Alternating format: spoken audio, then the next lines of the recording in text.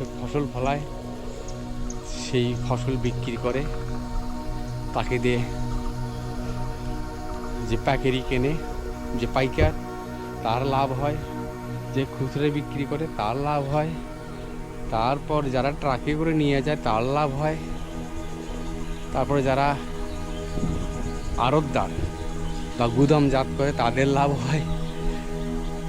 এই শেষে যেতে যেতে খুচরা দোকানদার বিক্রি করে, তারপর ভোক্তা পর্যন্ত, অর্থাৎ আমরা শেষ পর্যন্ত যখন খাই তখন কৃষকটা যে তার উৎপাদন থেকে তার যে ফসলটা বিক্রি করলো, আর মাঝখান থেকে অনেকগুলো লোক কোম্পানি চিপস পর্যন্ত বানাইলো আলু, তাহলে সেই কত দূর পর্যন্ত তারা, মানে এই যে চেইনটা, মানে খাদ্য শৃঙ্খলটা, একজন উৎপাদন করে এটা ছেড়ে দিল, ছেড়ে দেওয়ার পরে সেটা ফাইনাল প্রোডাক্ট পর্যন্ত, অর্থাৎ শেষ উৎপাদন পর্যন্ত যেতে যেতে কত হাত বদল হলো।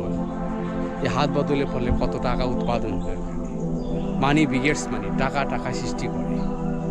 এখানে অনেক বাহারি পণ্য তৈরি হলো, তারপরে অনেকেই ব্যবসা করলে মাঝখানে।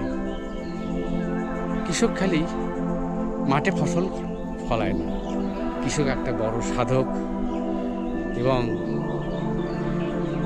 কৃষকও একটা বড় মাঠ, সকলের রুজি রোজগারের জন্য, সকলের বেঁচে থাকার জন্য।